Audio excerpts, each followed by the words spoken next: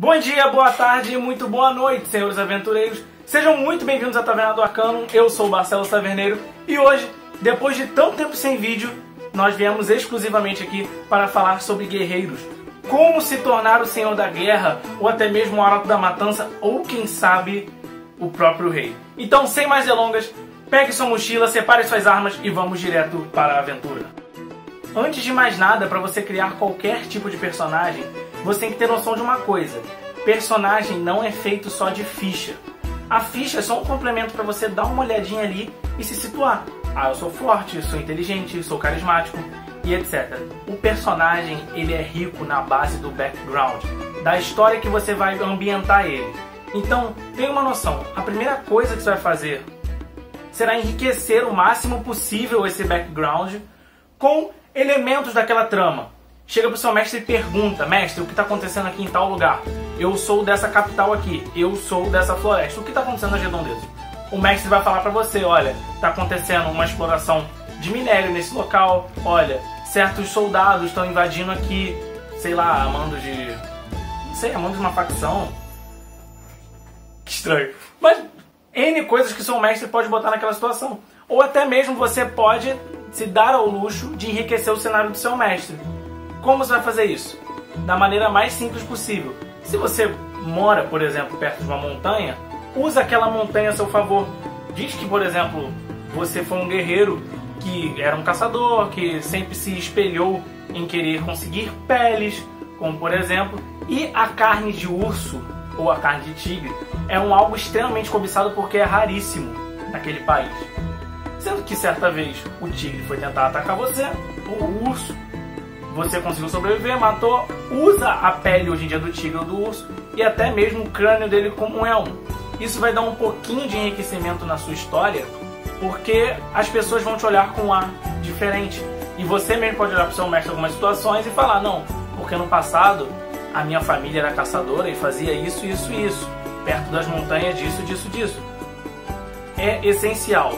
Além disso, tenhamos uma ideia que o background, por ele ser a alma, você tem que ter uma noção e enriquecer seu personagem com medo, paixões, ilusões, sonhos. A aparência dele também é muito importante, se ele é muito alto, se ele sofreu alguma violência no decorrer da história, se é inteligente em determinada área, se ele tem foco em algum tipo de perícia e por aí afora. Enriqueça o máximo possível o seu personagem, antes de mais nada, tudo bem? Vou deixar, vai aparecer um card em algum lugar aqui no vídeo. Eu gravei um vídeo especialmente falando sobre como criar background de maneira simples e marcante, tá? Se quiser, é só clicar aqui. Sabemos que o que mais enriquece um personagem que ele é guerreiro, é bárbaro, um homem de armas, é a sua ganância. Não a ganância em pura riqueza, mas ganância por um ideal, por um sonho, por uma missão, ou até mesmo por riqueza mesmo, até porque é o mais simples de se ver em história. Você vai elaborar metas do seu personagem. Ah, mas como assim? Você vai chegar pro seu mestre e vai falar: mestre, a gente pode fazer isso daqui? Se o seu mestre concordar, você usa. Porque isso aqui é totalmente interpretativo, tá, gente? Como assim? Você vai chegar pro seu mestre e vai falar assim: mestre, a partir que eu ganhe 15 batalhas, eu posso ficar mais conhecido? Ah, mas conhecido em que nível? Que proporção? Em vilarejos.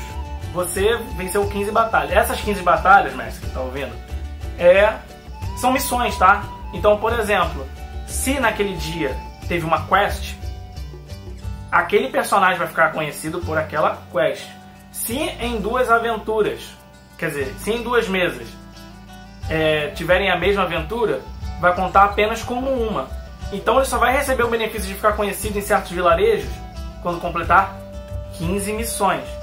Vamos falar que essas 15 missões, pela minha lógica, ele deve completar lá pro nível 5, tá? No nível 5 ele vai passar a ser conhecido em diversos vilarejos, em diversas localidades pequenas. Ah, como assim ele vai ficar reconhecido? Das pessoas venerarem ele? Não, ele vai entrar em tavernas, muitas pessoas que vão contratar vão reconhecer. Ah, foi aquele guerreiro que enfrentou tal pessoa. Exatamente isso.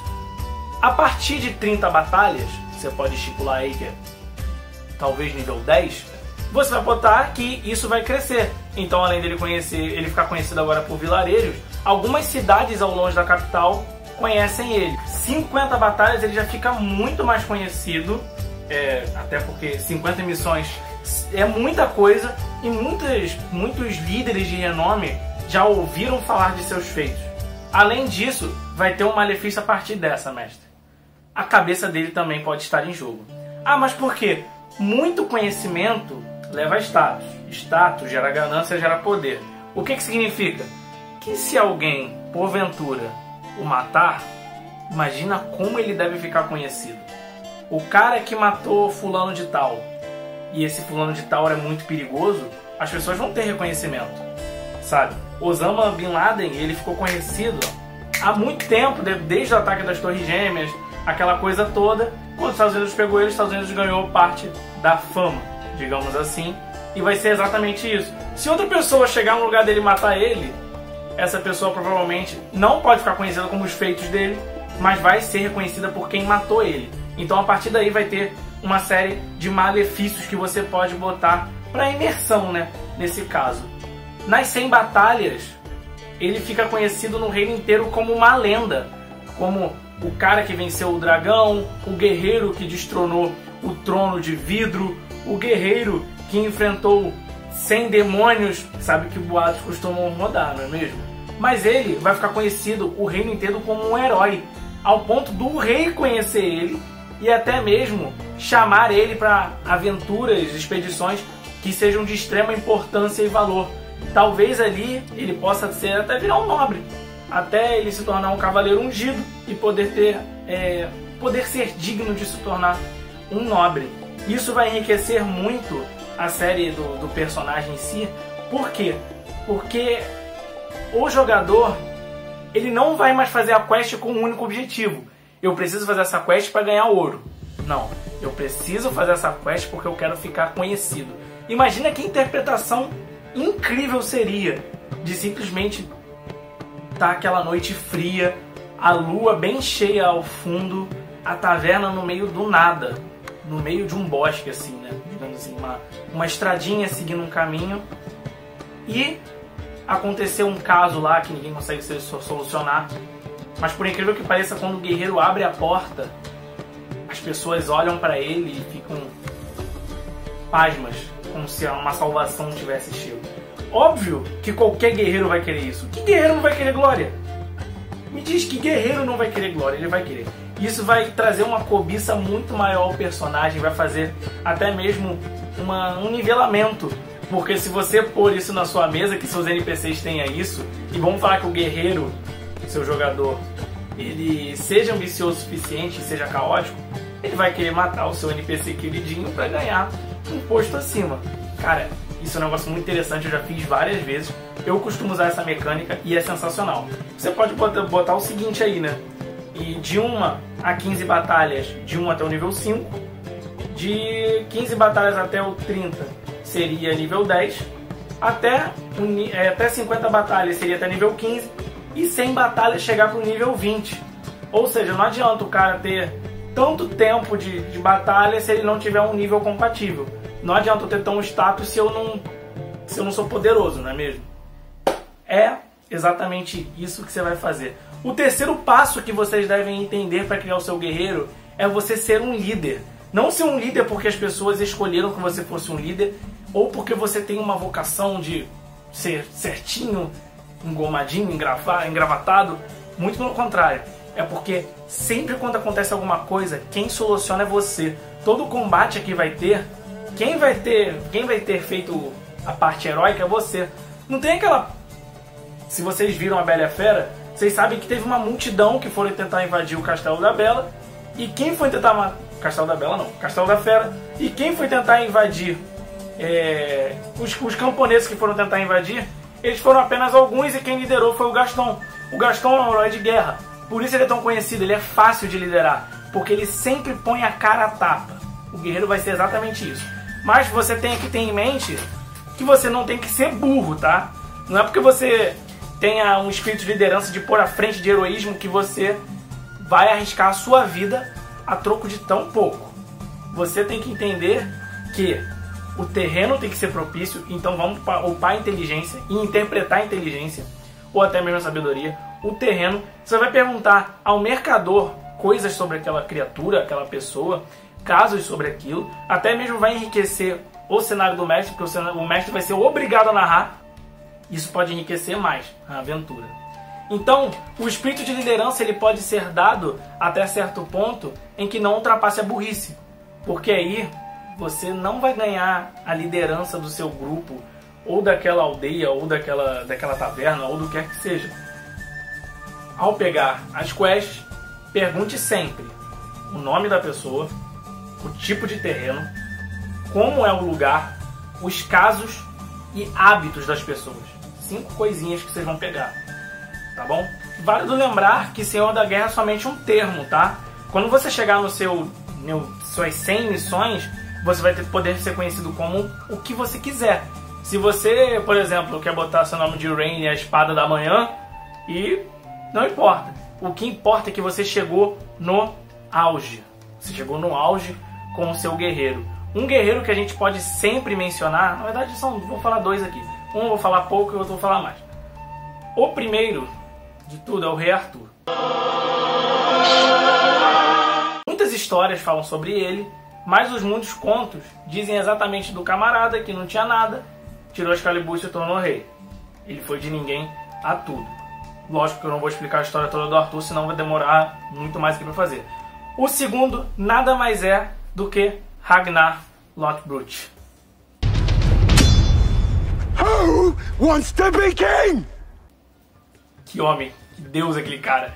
Então, esse personagem magnífico, você tem que entender que se você pegar para estudar isso, é exatamente o que eu descrevi aqui. Eles aproveitaram a geografia do lugar. O conto do Ragnar, a história dele é o quê? Um camarada, um fazendeiro, lá no meio do nada. Aí ele aproveitou a história que tinha o mar, decidiram fazer os barcos e zarparam para conquistar outros países. Mas ele indo embora, ele não deixou seus valores. A cultura do lugar continuou nele, ele continuou sendo um viking e ele continuou deixando aquela peculiaridade que era o ideal, que era a razão sobre a fé. Isso nele.